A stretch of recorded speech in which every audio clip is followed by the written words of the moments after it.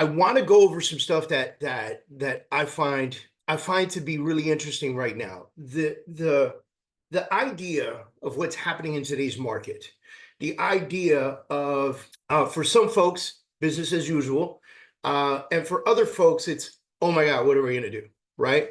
And so for the folks that are business as usual, congratulations, man. You've been doing it for years and you're already on the other side of the tunnel, right? So like right now, we're in the process of walking into this tunnel and we don't know what the hell's going to be inside this tunnel. It's dark, it's gloomy, it's wet, it's humid, and we're trying to figure out how we're going to navigate through the tunnel.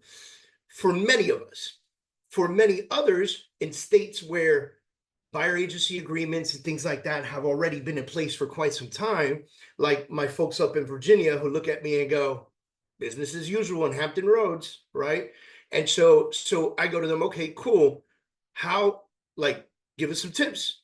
How have you been working with buyers and getting them to the idea of signing this document? See, when they say business as usual, I understand. They've been doing that for years. But the problem with that is that not only are they educated and used to it, their buyers are educated and used to it, right?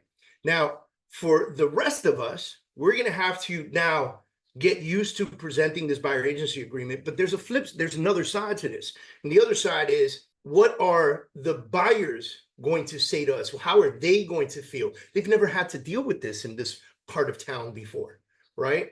And so before, buyers used to be like, we used to have this phrase, or it's still a phrase, buyers are liars, right? Buyers would tell you that they were like with you and they were going to be with you the whole time and you had nothing to worry about. And then next thing you know, boom, buyers are gone, right? And so you're going, wait a minute, I've been working with you for 6 weeks. I've been showing you 1,000 houses and you went to some open house and bought the house directly with that agent. What happened, right? What's going on here? And so now what this buyer agency agreement does is it makes people kind of stick to you. And I like that. But the question is, do the buyers like that? Right? And so I started asking some questions and things that they do. And then I came back, I started doing some market research.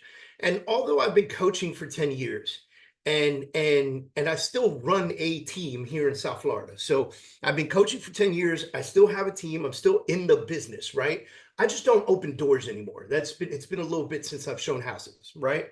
But I've got a great team, and sometimes I go with them to listing appointments. Sometimes I take my own listings and then I sign one of my agents. It is what it is, right? I've reached that level of opportunity.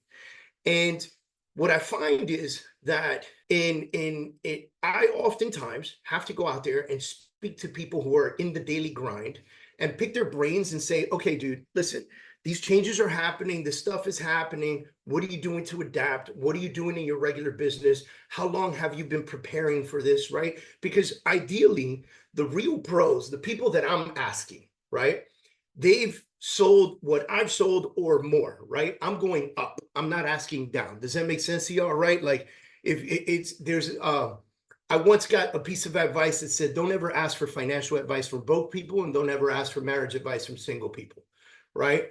And so I was like, okay, if I'm going to ask real estate content, real estate advice, sales advice, I'm going to ask up. And so, I've been selling real estate 19 years. I have $1.2 billion in sales under my belt, right? I've written 3 books on the subject. So it's hard to find up sometimes, right? But I have friends in the industry that I can call and I can say, hey, dude, what's up? What's going on? Let's talk. And so I made a list of things that you could, hold on one second, guys. Sorry about this. I've got some folks that are trying to get in and I want to make sure they can get in. Sorry about that. All right. So ideally I went to these folks and I said, okay, cool. What are you doing right now? What's happening? What are the key strategies that you're using right now? And remarkably enough, it's what I thought was going to happen. They told me nothing that none of us know, that all of us know. We all know the content. The problem is that most times we don't follow the method. Does that make sense to y'all, right? Like we know what to do, but we don't do it, right? And so when you think about that as an option, you think about that as a piece, right? You think, okay, cool. So what are we supposed to be doing as real estate professionals or sales professionals, right? Like, let's just go sales professionals, because we're in this space. We're in the real estate space. Many of you are in the real estate space. I see some lenders on here. I see some realtors on here, obviously. I see some folks that are in title. You know, I get people from all over the industry jumping into this particular Zoom, and it's all the same. And so in my second book, I wrote a phrase and I said, it doesn't matter if you're selling lollipops, bicycles, or real estate, it's all the same shit, right? So what do I mean by that? You got to attract people to your lollipops, right? Like, you know, if you could open up a lollipop stand, but if you don't open up a lollipop stand in a place where people can come find you, then you're not getting anything sold. And so when we put that together and we go, okay, cool, how do we sell it? What is the deal?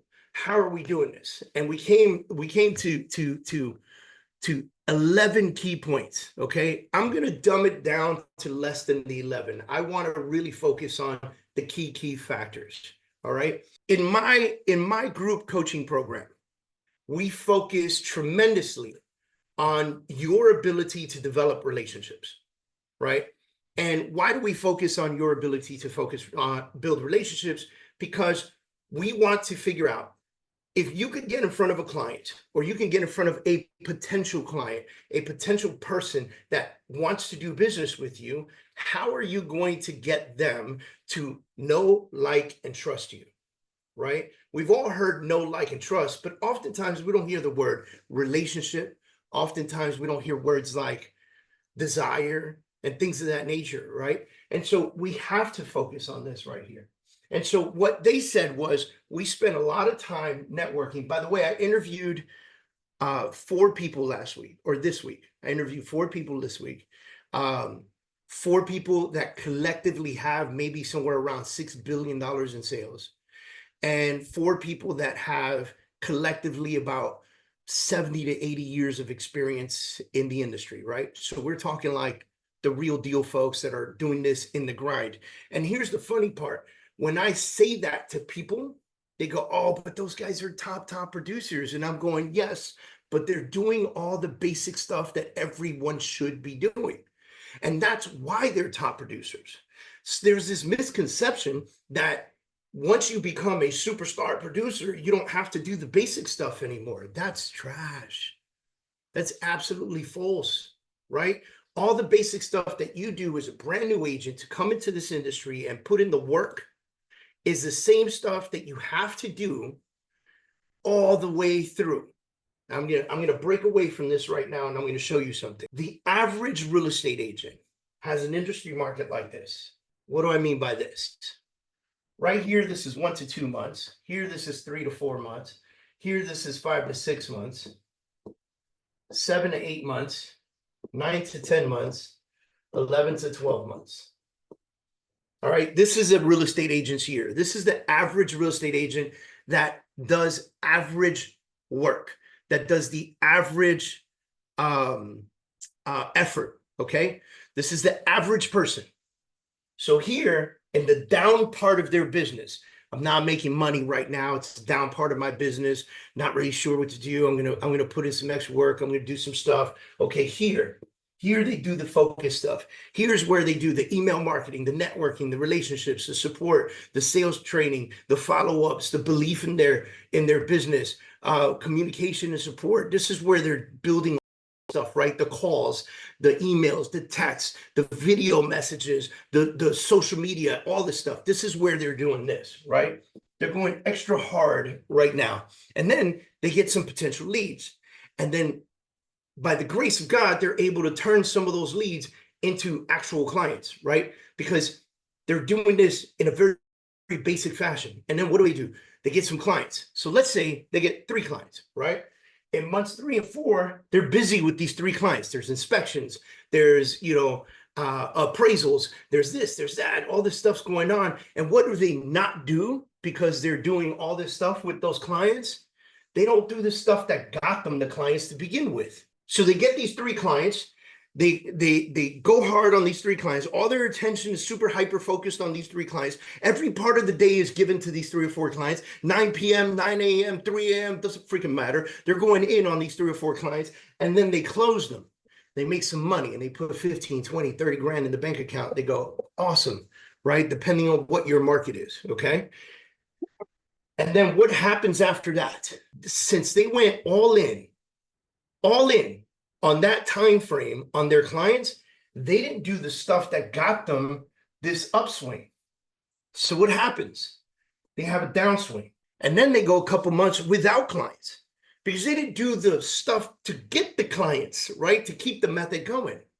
And so they have this downswing, and then they go, oh my God, not working with everybody. I got some money in the bank, but I got enough money in the bank to like pay my bills for the next couple months. So now I'm going to go hard, and I'm going to go calls and emails and messages and video messages and all this other stuff. And I'm going to go ham again. And I'm going to do this again. And then I'm going to get 3 or 4 clients. And I'm going to go, oh man, now I got 3 or 4 clients. I'm on the upswing. I'm making money, baby. Right? And then they work these 3 or 4 clients like an animal, like a dog. They go in, they go crazy, and they forget to do the shit that got them those 3 or 4 clients to begin with. And then they get this another downfall. And on month 9 and 10, they're broke again. Right? This is what happens. This is the average sales professionals. This is the average agent in the industry. Okay. What needs to happen is you need to do this. Okay. Let me show you what this is. Month 1 and 2 of wherever you are, by the way, because I've coached brand new agents that go, I just got my license yesterday. The ink's not even dry. What do I do? Right. And they're on month 1 and 2. Then I coach agents that are 10 years in the game and they go, yeah, I got no clients. It's the industry's fault. It's the market's fault, right? It's the interest rate's fault.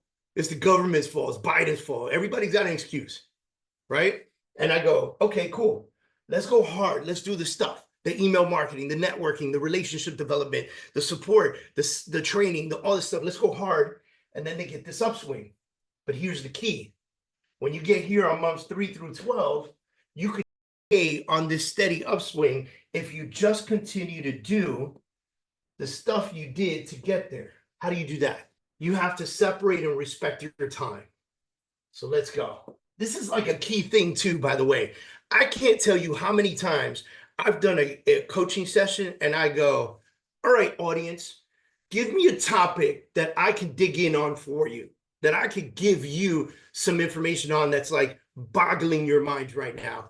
And I swear to you, 99 times out of 100, somebody in the room is going to go, time management. I don't know how to manage my time. I just don't know how to do it. Right? And so I go, okay, cool. All this stuff can be accomplished. This is a time management problem. By the way, there are 2 sides to this, right? And so in my last book, The Truth About Failure, we wrote about the difference between time management and time valuement.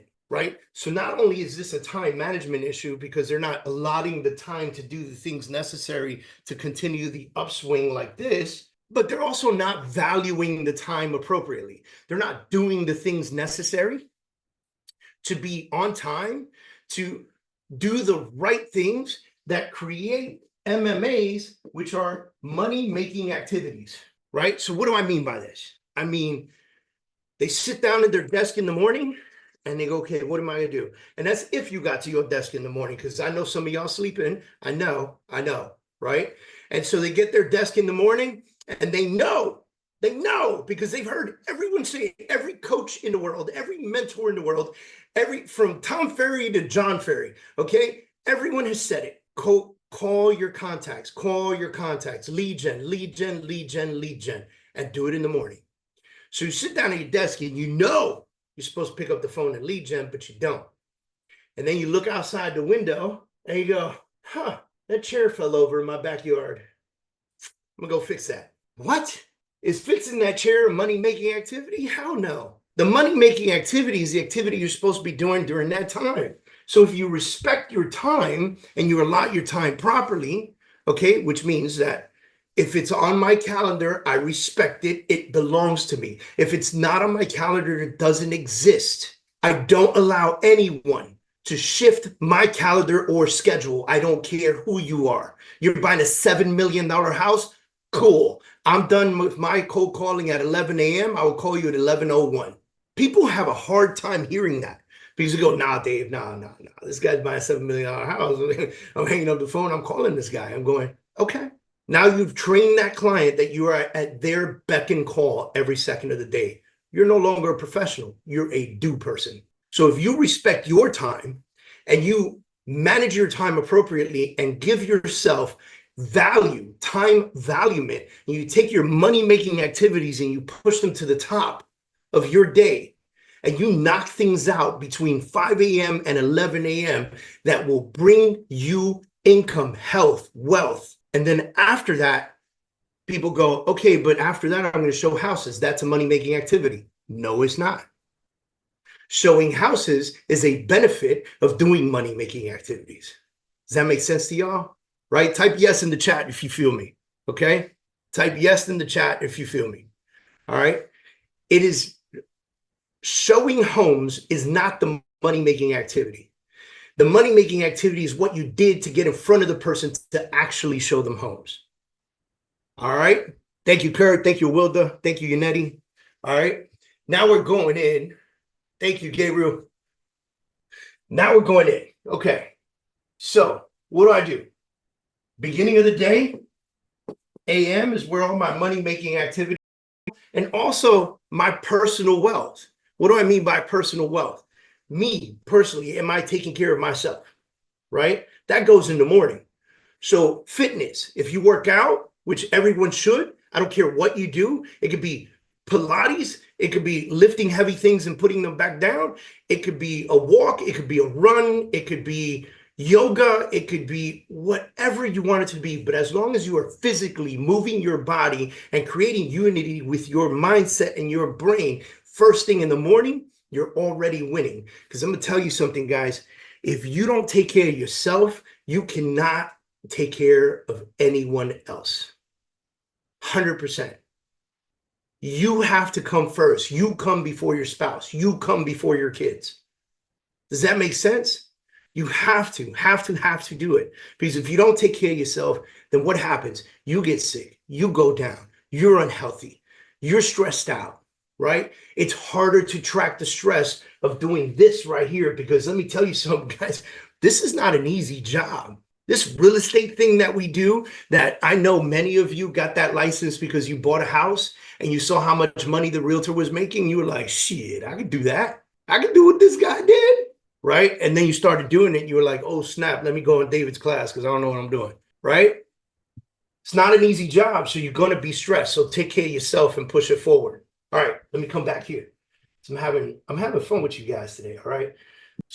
With networking relationships. So some of the top things that these guys said to me was, we are consistently at networking events. Okay, so I said, great. Talk to me about these networking events. Are you going to real estate networking events? They said, yes, we do.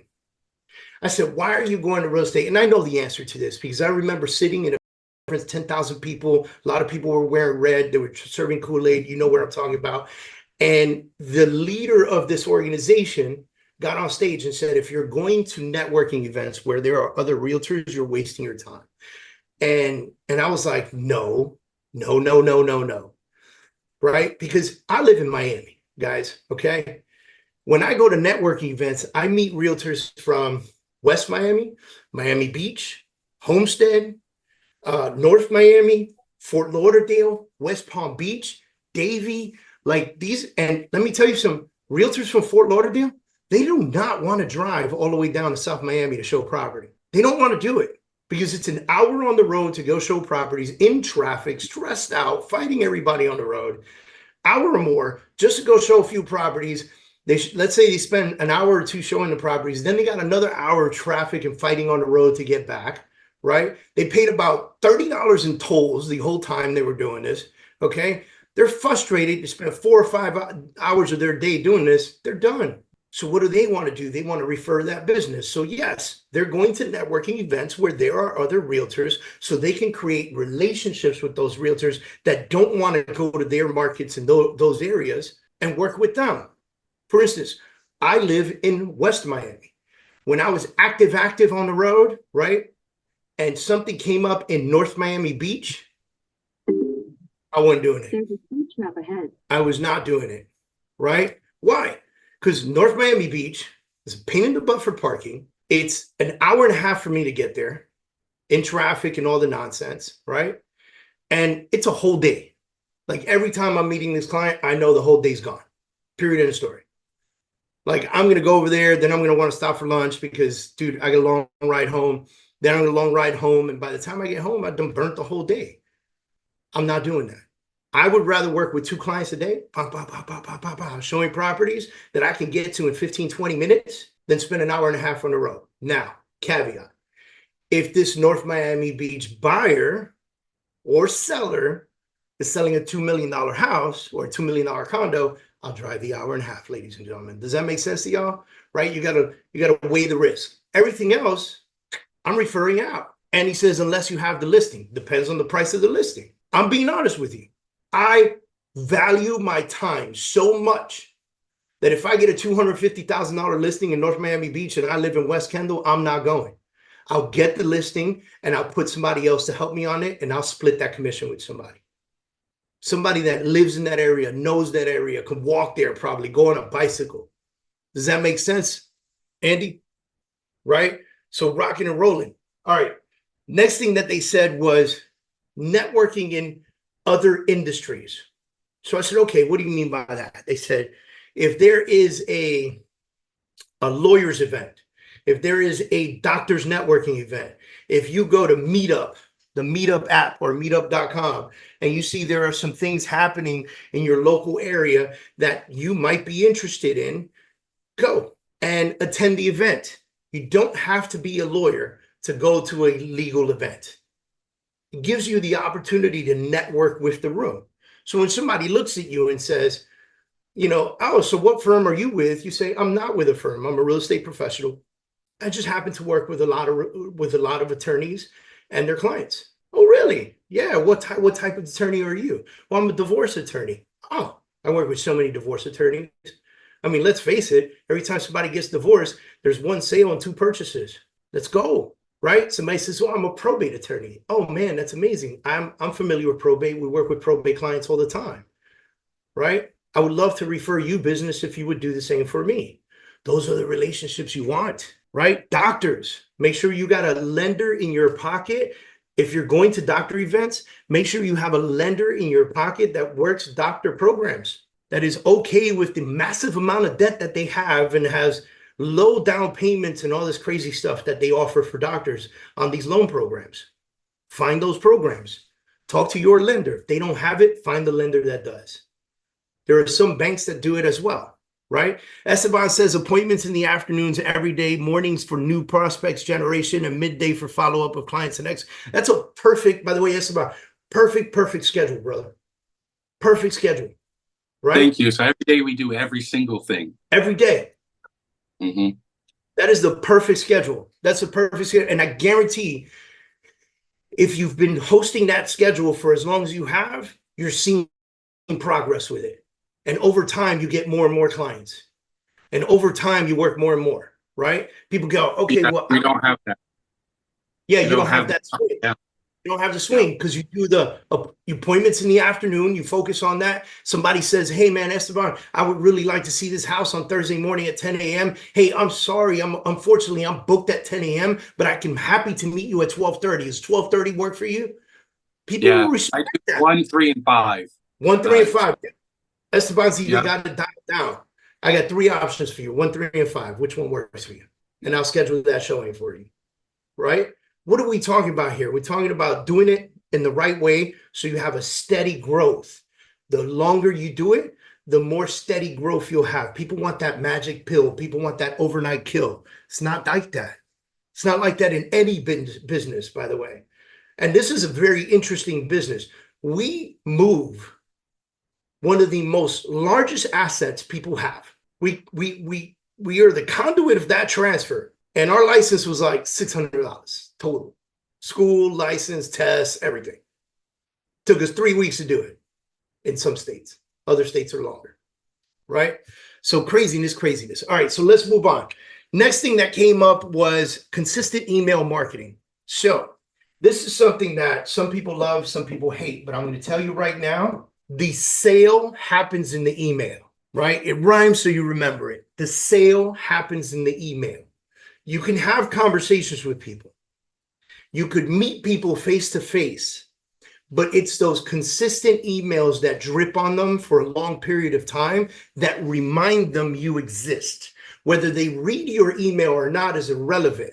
I'm going to use Esteban because we were just talking, but if I receive emails from Esteban every single day and I never open those emails, but I have to read at least the name and the title of the email to see if I'm interested in opening that email. And if it says Esteban Baez, new listing, and I'm not interested in buying a listing, I'm going to just click and delete. Here's the thing though. I keep seeing Esteban's name. So when Esteban calls me on his scheduled time to follow up with me and says, hey, Dave, how's it going? It's Esteban here, just checking in on you, see how things are going. You know, are you working with anybody in real estate? Do you know anybody looking to buy or sell real estate? When he's going through his whole thing with me, I know who he is. Why do I know who he is? Because in my inbox all the time. But Dave, they're going to unsubscribe with me. That's a real tall tale sign. They're probably never going to work with you anyway. Boom, done. Done. There's 8 billion people in the world? Done. Move on, right? They unsubscribe, you keep going. You just keep on the calls. But they unsubscribe and ignore my calls all the time. Cool, just keep going.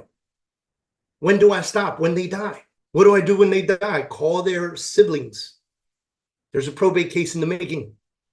Right? Like, guys, there's so much opportunity that we could be of service for, right? So the kill is in the emails, or the sale is in the email, okay? All right, next thing is there was a concise conversation with each one of them about coaching them through certain projects. So what was the thought process? All right, so somebody says right now interest rates have dropped. If you have past clients that have 8% interest rates, you need to be on the phone with them today. If you have clients that you close at 8, 8.5, 7.9, you need to be on the phone with them today, telling them, hey, would you consider refinancing? I can help facilitate that for you. Do you make money doing that? No. But did you just save them a few $100s a month, maybe $1,000 a month, maybe $1,500 a month, depending on the value of their home or loan, to get them down to a 6.5? From 8.2, guys, it's a significant difference. And people are going to go, wow, I wasn't even paying attention. See, we assume that everybody out there is getting the same algorithm on Instagram. Interest rates have gone down. It's crazy, right? But they're not. And they're not watching the news. They're not listening to the radio. They're on Spotify. They're listening to Biggie and Tupac. They don't care about any of that stuff. Right? So you call them and you go, hey, I remember when we closed on your house, you got an 8.2 interest rate. I just want to say that interest rates have literally come down to sub 7. So you could get something in the 6s right now. Would you be interested in having that conversation with? So, dude, what a great way to help somebody, coach them through a process, help them through a particular project and become their hero, right? Hey, by the way, you become a hero with your lender too, because you're going to send your lender like 5, 6 refis in this month. Lenders love refis. They love them, right? They love them. They're so easy to do. Title companies love refis. So easy to do. There's no transfer of person. It's just a whole new loan, right? So you have to focus on doing these things that are going to help people succeed in this industry, that help people succeed in life, that help people save money. Because when you become that person's hero, that person will never forget who you are. That comes with a caveat. You continue to follow up with them. Hey, how's that process going? Hey, did you close? Awesome. What's your new payment? How much are you saving? That's fantastic. Dude, by the way, you know, this is what I do. So if you know anybody needs anything real estate related, I'm here for you, right? Do it. That should happen today, by the way. Like today. If you got past clients with high interest rates, call them today and save their asses. Okay? All right. Next thing that came up with, they talked about being the conduit to everything real estate. And this is something I say often, but all 4 of them said the same thing. They said, we want to be the focal point that's attached to the house. So what does that mean? That means that if somebody needs a plumber, instead of going to Angie's List, they call their realtor. If somebody needs a roofer, instead of going to Angie's List, they call their realtor, right? Somebody needs a new gardener. Instead of going to Angie's List or asking a friend or posting on Facebook, we see it all the time. You see it all the time on Facebook. Hey, I'm looking for a gardener in area code, blah, blah, blah, or zip code, blah, blah, blah. If anybody knows anybody, can I get some recommendations? And you see all these people come up. That's when you pick up the phone and you call them and you go, hey, listen, how can I help you? I got a great company in your area. Can I introduce you? Be the conduit for everything that's related to houses. Everything that's related to houses. Oh, but Dave, I didn't sell them that house. I just saw the post on Facebook. Cool. Be the conduit to their house, because there's a good chance that their realtor is not being a conduit to the house. Does that make sense, right? So there's this NAR stat that came out a while ago. I don't know the new numbers, but I remember the old NAR stat said that 90% of people would use their realtor again. But in that 90%, 80% of them could not remember who the realtor's name was or who the realtor was. Whose fault is that? That's the realtor's fault. So take advantage. I'm gonna give you another tip that might piss some people off. Y'all ready for this? When you close on a property, whether you have the buyer or the seller, and the deal has closed, those people are no longer anyone's client. Let me repeat that. When you close during the process, there are clients. The listing, if you have the buyer, the listing agent cannot speak to your client directly. You cannot speak to the seller directly. We all agree that's ethical. That's the right thing to do. But when you close, the moment that money transfers and keys transfer and everything's done, that buyer and that seller are no longer anyone's client. So what should you be doing? Building a relationship with both sides. So if you had the buyer, reach out to the seller and say, just use Kurt. Hey, Kurt, I was the realtor on the other side of your deal recently. Congratulations on selling your house, man. I hope everything went fantastic. Did you have a pleasurable experience? Did you enjoy our title company, our mortgage company? Was there any miscommunication? Are you happy right now? Yes, I'm super happy. Thank you so much. Where'd you move to? Oh, I moved to this place. That's great. Oh, I love that place. This place. You know, have you been to this restaurant? Oh, yeah, I've been to that restaurant. Boom, relationship development. Why? Because 90% of realtors would be happy, or 90% of consumers would be happy to use a realtor again, but 80% of them don't remember who the realtor was. They don't remember. Kurt, what's up? Man, a lot of people, they in the past have met their brokers or realtors off of like Zillow or Realtor.com, and had a guy that wanted to purchase a piece of property, 10 acres that I had listed, and I met him out there, and his agent that he met off of Zillow, when she stepped out of the car, she was in high heels. And I said, sweetheart, you should have brought your boots. And she said, oh, I have no intentions of walking this property. And I said, well, I guess it's a good thing that I met you out here then. And I walked the property with him and his family. And he called me for things through the transaction. And I kind of kept saying, you know, if she's representing you, you need to be careful. At the same time, you know, I'll give you whatever information I can help you make a good decision. And when it's all said and done, he's contacted me about purchasing another property, and he's contacted me about selling that property he bought from her. So he's already showing interest in me being representing him. Just thank you for that story, because that's the entire key of the method that I just gave right now. Like, that story is the key of what I was just talking about. Kurt meets this person out there, person falls in love with him. He shows the property, he does the work, he proves his value, he proves his worth. And now he's got 2 more deals in the pipeline with that person. And where's homegirl with the heels? Back to Zillow, buying more leads. Bro, she went and got coffee while we walked the property. When we got out of the woods, it took us an hour. She had coffee waiting on us. I mean, that was about what she contributed to it. Well, at least there was coffee.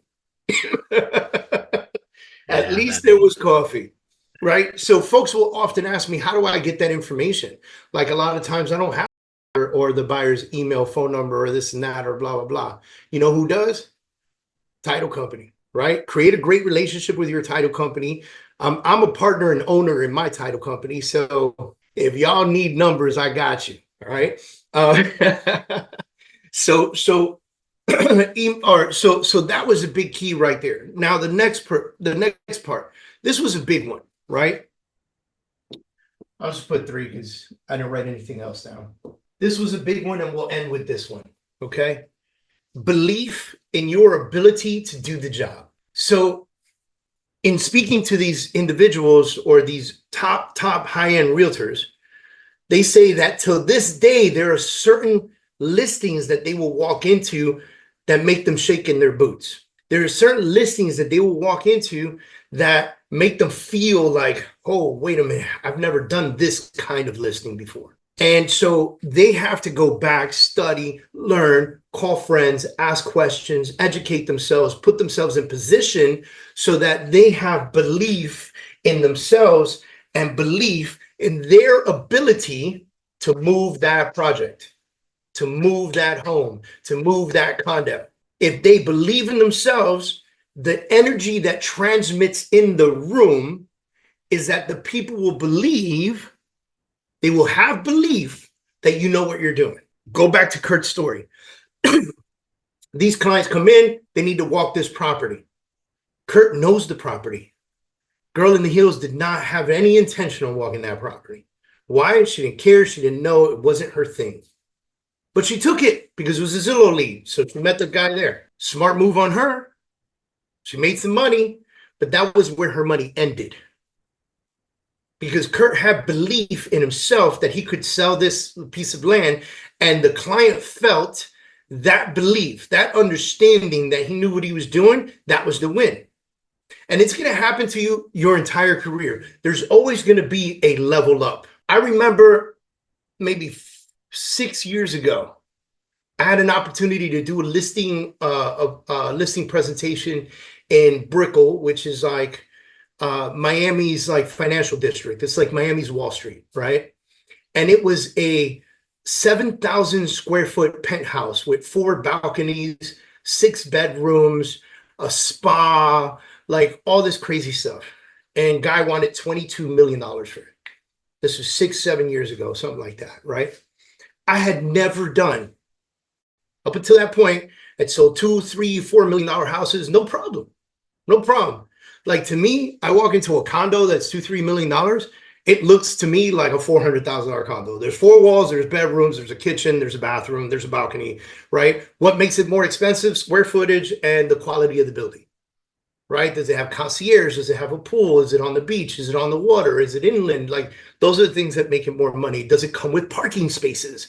Like if you're in the city, you know, parking spaces matter, right? And so when you look at this kind of stuff and I go, okay, I've never done a listing presentation for a $22 million house. So the first time I walked in there, I had a little flutter in my voice. Even though I knew the building, I knew the area, I knew the situation, I did research on the owner, I knew what he owned, what his companies were, like everything. I knew all this stuff. Like guy owned the building that the city rented from him, that was the courthouse. Okay, like he owned the courthouse, right? And so presentation went, by the way, really, really, really well. And I got to meet with him 4 more times before we pulled that listing on a pocket. Okay. And what I'm telling you is that I had a little flutter in my voice, but I did not walk in there with a lack of knowledge, and I did not walk in there with a belief that I had no business being there. I walked in there with knowledge. I walked in there with intention. I walked in there with the know-how. I walked in there with my marketing plan. I walked in there knowing exactly what I was going to talk to this gentleman about. I walked in there knowing how I was going to trigger side conversations based on knowing who he was. Because I did my research and I showed up ready. I had the belief. Therefore, I was invited back again. And then invited back again. And every time I went, I learned something new about this gentleman. Every time I went, I learned something new about this guy. Second time I go there, he says, do you want coffee? I said, I would love coffee. He says, I'm going to make you the best Cuban coffee you ever had in your life, but the coffee's not going to be Cuban. The coffee was imported from Africa. That's what he tells me. He goes, come to the service kitchen. Service kitchen, folks, not the real kitchen, the service kitchen. Come to the service kitchen so I could show you this coffee. I said, all right, cool. I walk with him. He shows me the coffee, everything, blah, blah. And And I said, man, this is excellent coffee. It's really good. He gives me the history, he gives me everything. So what do? I get invited to come back. I buy him Bullet Coffee. I don't know if you guys have ever heard of Bullet Coffee, right? It's like a super powered coffee and it's veteran-owned company. And trust me when I tell you, had nothing to do with the quality of the coffee, and it was in no comparison to the coffee that he made for me, okay? However, the sentiment was, hey, I wanted to bring you this coffee. This coffee may not be at the level of quality that that other coffee is, but it is American made, it is American homegrown, and it is a veteran-owned company. And because I'm a veteran, that's important to me. And so I wanted to share this with you. And plus, by the way, be careful how much you drink because it's powerful. He loved it. He opened it right there. He made us coffee right there, and he loved it. Every time I went, I learned something new that I could use to my advantage to pick up this listing, right? And so it was belief in myself. It was the ability to build a relationship with him. It was the follow-up in the emails, the follow-up in the phone calls, right? The follow-up that helped us get in front of this guy more and more often. I even knew his birthday. In between those 4 meetings, his birthday showed up. I went to the concierge on the first floor of the building, and I dropped off a bottle of wine and some chocolates and things like that for him and his wife on his birthday with a little card that said happy birthday. I didn't call him. I didn't text him. I didn't email him. I didn't even have to see him. The sentiment was that I went downstairs and I dropped that off for him. He received it. I got a text from him that said, hey, thanks very much. That was very sweet of you. That's the shit we got to do above and beyond. By the way, do that for $350,000 listings too. Why not? Just buy a different type of bottle of wine. The bottle of wine that I bought for this gentleman was like $200 something, right? Maybe you get the Jacobs Creek for $12.99 at the supermarket, right? Like, you know, pick and choose your battles, guys, you know? But it's the thought and it's the sentiment that counts. Okay. All right. Any quick quiz? 10:53. Usually we go till about 10:45, but I went a little longer because we started late. Questions for me. Anybody have a quick question that I could like dig into with you before we shoot out? You can type it in the chat if you don't feel like speaking, or you could just speak. Can you speak to where you are? David? Yes. All right, awesome. Tell me again. Sorry. That's okay. Can you speak to where you are or your team is on prospecting, you know, just with everything going on, TCPA and all that stuff and yada, yada? Yeah, so we're very careful with TCPA. We don't do text unless somebody has registered to us. And the way that we do that is we built a landing page. And that landing page, when we cold call, and by the way, we check the DNDs and we check the do not calls and all that stuff, right? And so when we cold call, when our team makes calls and does things of that nature, they will send a link to the client that will say, hey, I'm going to send you a link that you can register on, and then you'll get access to some properties. So what we did was we created a landing page that asks for their name, email address, and phone number, and there's a disclosure that they have to check box that says you give us the right to call, text, or email you with information on real estate and subsequent things. Something along the lines of that. We chat GPT'd what it should say, basically. And they submit, and that leads them, it actually jumps them right to my Lofty page. And so that's where we get people to register them. And so if TCPA comes after me, I can go to I use a system called Go High Level, which is GHL. That's where I build my landing pages. And I can go back there and I can show them the registration page and what the registration page says. So that's one way that we get around the TCPA. If they opt in, free game, right? If they opt in, free game. The next thing we do is that same registration, that name, email address, and phone number, you agree to receive emails from us, blah, blah, blah, is set up with every ad that we run. We never, ever point ads directly to a property. So a lot of people do that. A lot of people point ads right to the property. They think that the win is click on the picture of the house and go straight to the property. We never run ads straight to the property. We run ads to a landing page that asks for information that will then link them to the property. So once they hit submit, it'll link them straight to the property. And then they can see the property on my Lofty site. right? So we jump them that way. So, okay. So who are you currently using for your cold calling and your data? If I can ask that. If not, that's cool. Yeah, no, I don't mind at all. So right now we have a big list, and we're implementing RedX now. Thank you. Yeah, sure thing. We're implementing RedX. We're gonna put that online. I like RedX as a company because they do a lot of the scrubbing, so you don't have to really worry about, you know, if people are on do not call lists and things like that. They do a lot of that Thank you very scrubbing. much. Yeah, another one is Remine. Are you familiar with Remine? Remine. Remine. Yeah, it's familiar. I don't know anything about it, but Yeah, so Remine okay. will also give you the opportunity to search properties. The cool thing about Remine is that, yeah, Tanya Redx, the Remine option will help you find properties that, let's say, person's been living in the house for more than 10 years, has more than $200,000 in equity. Like, you could really dial down like that and then start farming those folks. And so what we'll do with those folks is we'll send them mass letters. So we do letters, and in the letter we include a website and a QR code that leads to a landing page that asks them for their information. They opt in, and then it's free game. All right. Cool. Thanks, Thank David. You. Yeah, absolutely. All right. Anyone else have any questions whatsoever? I got time for one more. 3 minutes. Let's roll. All right, guys. I'm going to drop a little couple pieces of knowledge on you. I am going on tour for the rest of the year.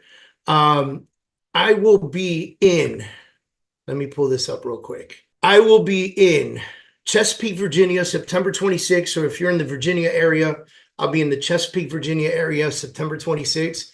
And I'll be in San Antonio, Texas, October 10th. So if you're in the San Antonio, Texas area, I'll be there October 10th. November 21st, I'll be in Austin, Texas with Tom Ferry and a few other people. We're going to be doing a big 800 to 1,000 person event there. So if you want to jump in, I'm putting the link to the Chesapeake and San Antonio. You're going to see that San Diego and New York City are also listed on there. I just don't have dates for that yet, but that's all happening before the end of the year. So we'll be doing our shows there and stuff like that. The other thing that I want to give you guys is the Freedom Achiever Academy. So my Freedom Achiever Academy is an online platform. It's a community. If you're not a member, I know many of you are members already, and that's how you jump on this Zoom and you have access to it.